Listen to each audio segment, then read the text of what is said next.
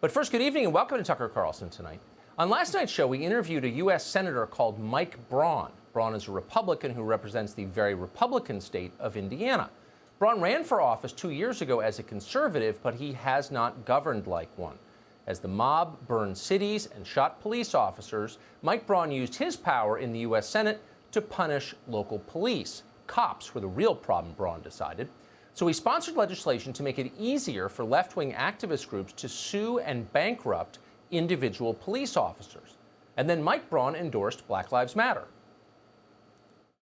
You support the Black Lives Matter movement. I support that movement because it's addressing an inequity that has not been solved,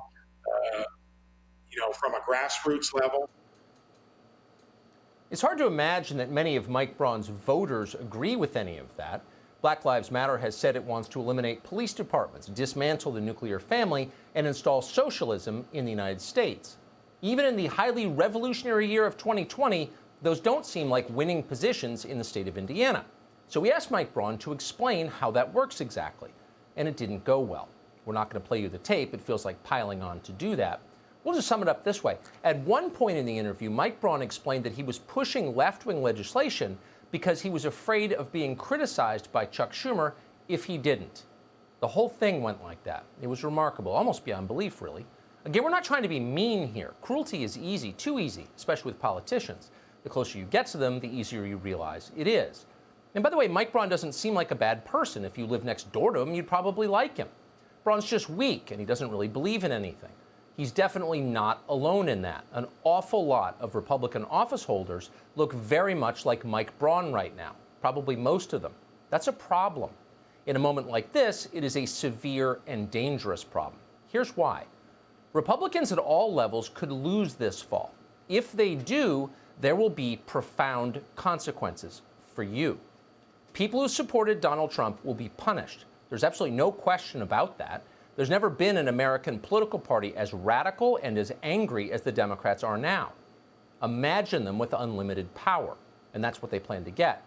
In their first year, Democrats will give voting rights to every illegal alien in this country and then encourage many others to join them from abroad. At a minimum, that means more than 20 million new Democratic voters overnight. No Republican will win nationally again. We will have one-party rule. But Democrats don't plan to stop there. In Congress, they will abolish the filibuster. That means they'll be able to do whatever they want to do with just a simple majority, which they will have. They plan to pack the Senate by making the District of Columbia a state. Giving statehood to D.C. is unconstitutional, clearly, but they're not worried about that. They plan to pack the Supreme Court, too. They've said so. So what will Democrats do with all of this untrammeled power? It's pretty easy to imagine. We won't go into details right now. We don't want to wreck your night. But look around. You've got a pretty good idea of what's coming. The point is, and it could not be clearer, non-Democrats in America are in peril. We're going to need someone with power willing to come to our defense. And that's where people like Mike Braun come in. That was the point of last night's interview. Not to humiliate a specific senator, but to remind the Republican Party that it is our only shield. Yes, the Republican Party, flawed and infuriating though it often is, the fact remains the GOP is the only institution still open to the rest of us, to Americans who want to live as they did just 15 years ago, quietly, productively, without being harassed and harangued by self-righteous lunatics who mean them harm, and they do. If you want to be left alone to do your job and raise your family in this country, you will need a protector. That protector must be the Republican Party. There are no other options, but it must be a very different kind of Republican Party. Keep in mind, we're getting a new Republican Party no matter what happens. Even now, vultures wait just off stage to swoop in and claim the GOP for themselves once Donald Trump is gone. Former Governor Nikki Haley tops that list, but there are many others on it. The moment Trump leaves, they will attack him. They'll tell you that Republicans lost power because they were mean and intolerant, just like Donald Trump. And if you listen carefully, you can hear them say that even now. It's a lie. Republicans are failing for a much more obvious reason, a more fundamental reason. They're failing because they haven't done much that is worth doing. They haven't tried very hard to improve your life. When the crisis came, they fled. They did nothing to defend you. They did nothing to defend the country. They were paralyzed. Their so-called principles turned out to be bumper stickers they wrote 40 years ago. They had no clue what to do. So from this day forward, it's very simple. We're going to have to tell them what to do. And that will work. No matter what they may believe privately, politicians respond to organized groups of voters. They want to win above all, so they head to where the votes are. Going forward, Republican voters should demand 3 things from their candidates. And if they don't provide them, don't vote for them. Here they are. First is vigorous defense of total equality under the law. We are equal because we are citizens. Every American has precisely the same rights as every other American, period.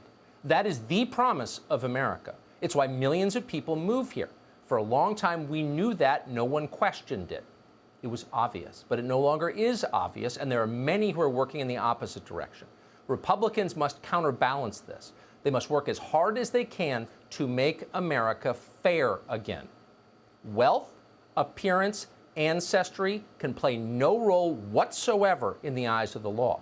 That means that criminals like Jeffrey Epstein must go to jail the first time they're caught molesting children. It means your children must have precisely the same chances of getting into college or getting a job as anyone else's children. It means fighting to make this a colorblind meritocracy. A colorblind meritocracy. Say it again. The alternative to that is disaster. Slavery and Jim Crow were immoral precisely because they punished people for how they were born.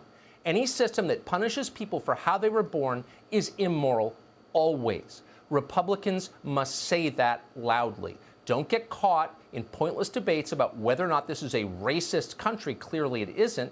Prove it by making it less racist, by making it a colorblind meritocracy. That's our promise. Second, Republicans must defend our freedom of speech. We are not a free society without that. This is not simply a debate about the First Amendment and its limits. It's bigger than that and more important. If you can't articulate something, if you're not allowed, you can't think it. And that's precisely why authoritarians try to control language. They're trying to control your mind. Republicans should lead the fight against this without shame. Americans have the absolute right to tell the truth. This is not negotiable, nor, by the way, is it a theoretical concern of interest only to intellectuals. Everything depends on it. If you can't think freely, you can't solve problems. Try to build a hydro plant or fly a commercial airplane if certain categories of thought are off limits to you. It doesn't work. The power grid collapses, planes crash, society degrades. No speech means no science, no art, no civilization. Most of us were taught that this debate was settled conclusively during the Enlightenment hundreds of years ago when reason vanquished dogma. But it wasn't settled. The forces of superstition remain. They are stronger than ever. In fact, they are growing in strength. The Republican Party must fight them, or it's not a party worth having. And finally, we must never forget that in the end, the Republican Party exists to serve the interests of normal people, ordinary people. Middle-class families are the core of this country. They are our hope for the future, our only hope. And yet both parties have shamelessly abandoned them. Middle-class families have no national spokesman. They have no lobby in Washington. Republicans pretend to be their champion. You know by now that they are not. Instead of improving the lives of their voters, the party feeds them a steady diet of mindless symbolic victories, partisan junk food designed to make them feel full even as they waste away. Who cares how many Benghazi hearings we have? We're supposed to care. Why should we? How did Peter Strzok's text messages become more important than saving American jobs from foreign nationals who are taking them? It is lunacy.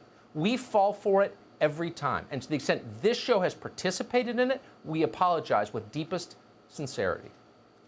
Because meanwhile, as we're talking about things that don't matter, life for the dwindling American middle class has become steadily worse. Suddenly there are junkies living in your park.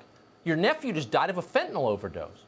And saddest of all, and who hasn't thought this, you've realized that your children will never be as successful as you are. The American dream died with your generation. As all of this happened, Democrats laughed because it served their interests. Republicans basically ignored it, and that cannot continue. The only political movements that endure are the ones that make their voters stronger. So how does this change? Can Republican office holders change their party? Yes, they can. We just have to make them. These are not, by and large, evil people. Mike Braun is not an evil person. Despite the way they talk, they're not secretly working for the other side. Most of them are just empty, sad people. And politics is the way they fill the yawning void inside where a personal life should be. They're pleasers. They're searching for the approval of strangers. Our job is to give them clear instructions about what we want. We do that by voting and by making noise. They will not lead us. We know that now. They've refused to. We have to lead. And when we do, they will follow.